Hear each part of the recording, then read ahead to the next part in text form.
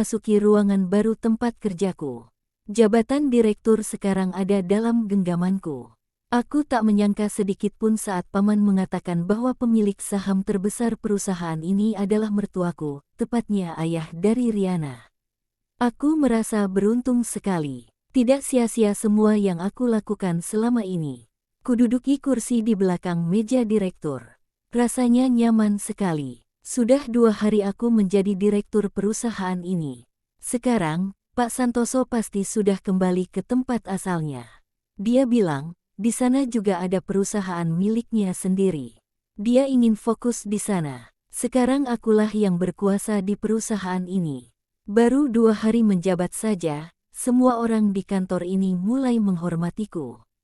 Kemanapun aku pergi, mereka akan menyapa dengan hangat sambil membungkukkan badan sedikit. Rasanya begitu menyenangkan. Semua fasilitas yang biasanya dipakai oleh direktur, sekarang adalah milikku. Sekarang apapun yang aku mau akan mudah aku dapatkan. Jangankan mobil untuk Rindu, apapun yang dia inginkan akan aku penuhi. Rasanya aku ingin mengajak kedua istriku untuk pergi liburan ke luar negeri. Untuk merayakan kenaikan jabatanku. Tapi, sepertinya Riana tidak akan setuju. Dia akhir-akhir ini selalu memarahiku. Bahkan jatah malam pun sudah lama tidak dia berikan untukku.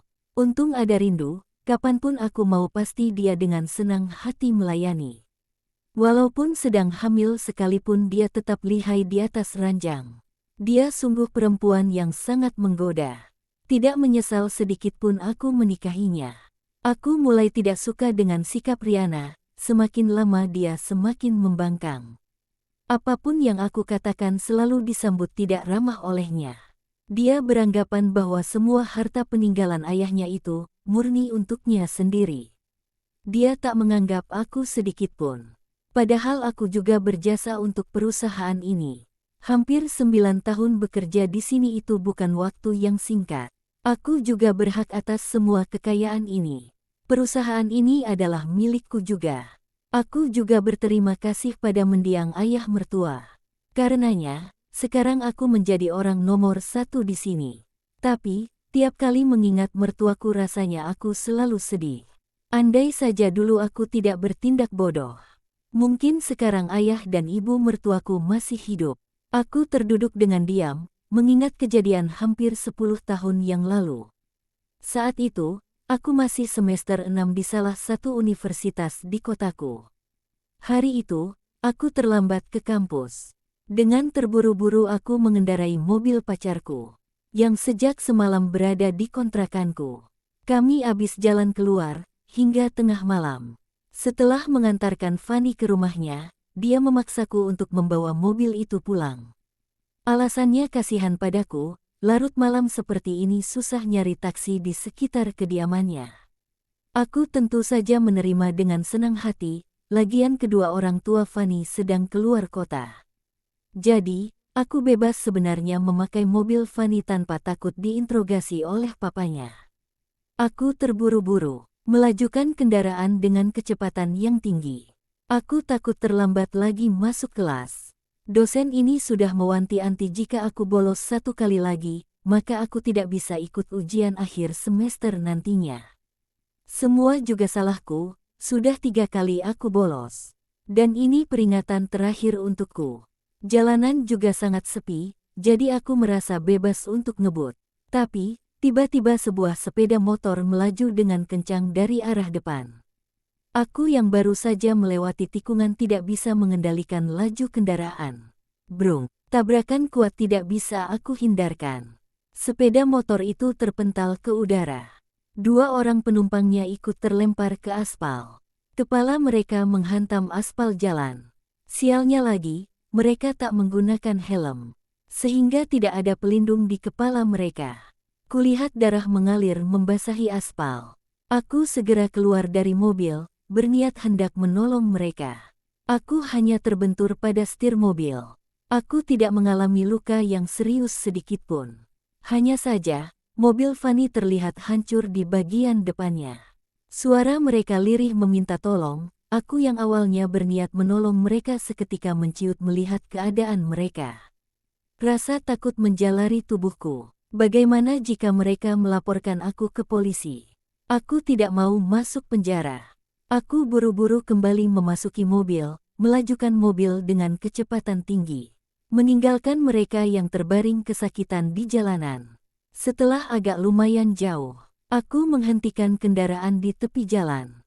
Melihat keadaan depan mobil, kerusakannya lumayan. Aku harus membawa mobil ini ke bengkel nantinya.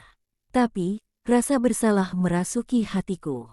Bagaimana keadaan orang yang aku tabrak?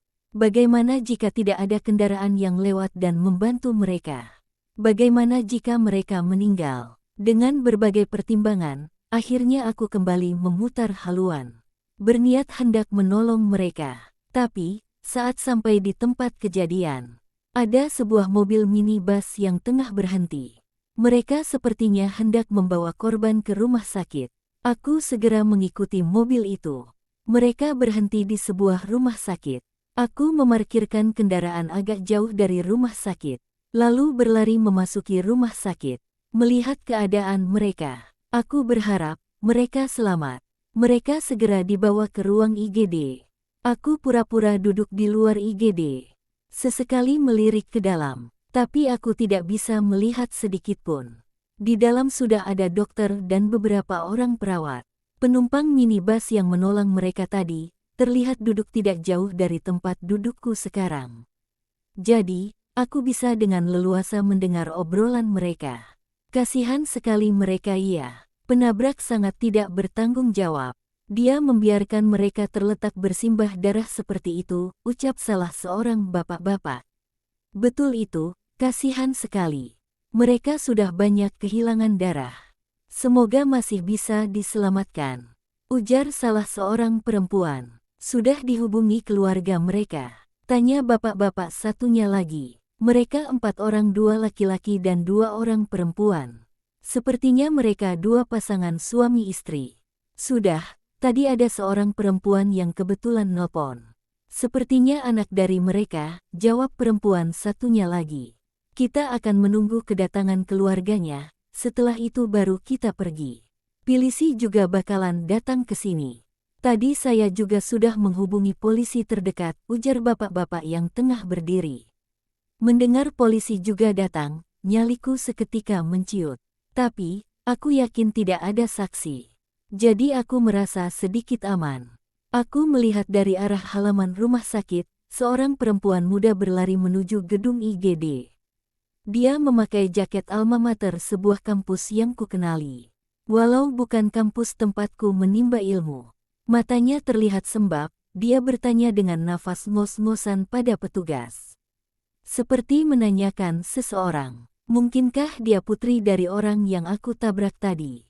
Dia seperti seumuran denganku. Wajahnya terlihat cantik, walaupun diselimuti kesedihan. Suster, di mana korban tabrak lari itu? Aku anak mereka. Aku ingin melihat keadaan mereka, ujarnya sambil berlinangan air mata. Oh, mereka sedang ada di IGD. Sedang mendapatkan penanganan oleh dokter. Mereka kehilangan banyak darah, Mbak yang sabar ya. Tunggu saja di sini dulu, ujar suster menghibur perempuan itu. Melihat perempuan itu menangis, penumpang minibus menyadari bahwa mungkin dia adalah putri dari orang yang telah mereka tolong. Adek yang nelpon ke nomor korban kecelakaan tadi.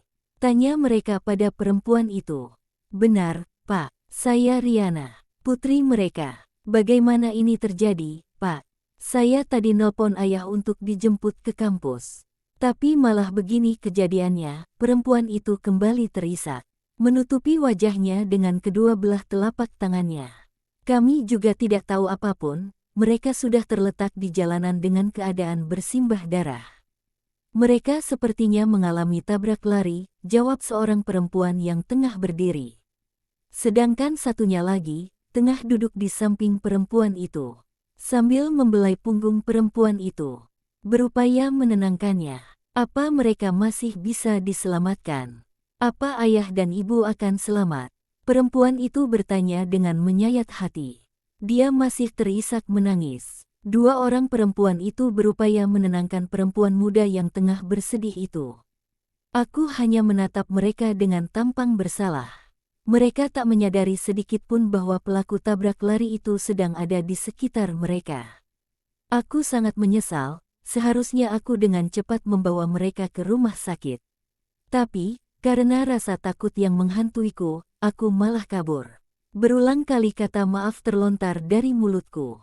Untuk mereka yang tengah berjuang di ruang IGD, aku berharap mereka bisa diselamatkan. Tak lama, datang beberapa orang polisi.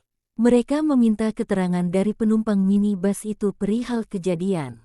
Polisi mencatat dengan seksama. Karena takut, aku agak menjauh dari ruang IGD. Hingga tak mendengar apapun yang mereka bicarakan. Aku sangat ketakutan. Jangan sampai polisi tahu bahwa akulah pelakunya. Aku tidak ingin dipenjara.